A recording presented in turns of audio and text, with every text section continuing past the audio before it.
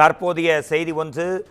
டாஸ்மாக் மேலாண் இயக்குனர் விசாகனிடம் அமலாக்கத்துறை அதிகாரிகள் நடத்திய சோதனை விசாரணை நிறைவடைந்தது. விசாகனிடம் 10 மணி நேரத்திற்கும் மேலாக அமலாக்கத்துறை அதிகாரிகள் தொடர்ந்து விசாரணை மற்றும் கேள்விகளை எழுப்பினர்.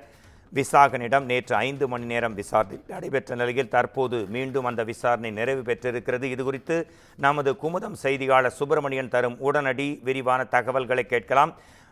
மேலாண் இயக்குனர் டாஸ்மாக் மேலாண் இயக்குனர் விசாகனிடம் 10 மணி நேரத்திற்கும் மேலாக நடைபெற்ற அமலாக்கத்துறை அதிகாரிகளின் விசாரணை நிறைவு பெற்றிருக்கிறது. இது குறித்த அண்மை தகவல்கள் இருந்தால் தரலாம். இது உங்களுக்கான நேரம்.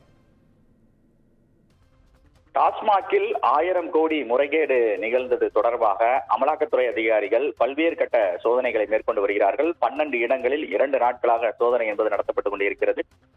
குறிப்பாக டாஸ்மாக் உடைய மேலாண் இயக்குனர் விசாகனுடைய வீட்டில் சோதனை இன்னும் தொடர்ந்து கொண்டிருக்கிறது.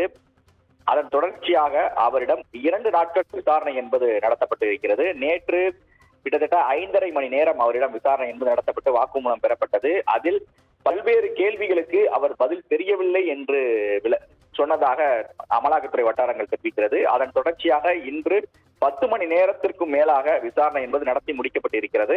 இதன் பிறகு அமலாக்கத்துறை அதிகாரிகள் தங்களுடைய காரிலேயே விசாகனை அவரது வீட்டிற்கு அழைத்து சென்றிருக்கிறார்கள். சோதனை தொடர்ந்து கொண்டிருக்கிறது. நாளை வரை இந்த சோதனை நடைபெற வாய்ப்பு இருப்பதாக அமலாக்கத்துறை அதிகாரிகள் தரப்பில் தெரிவிக்கப்படுகிறது.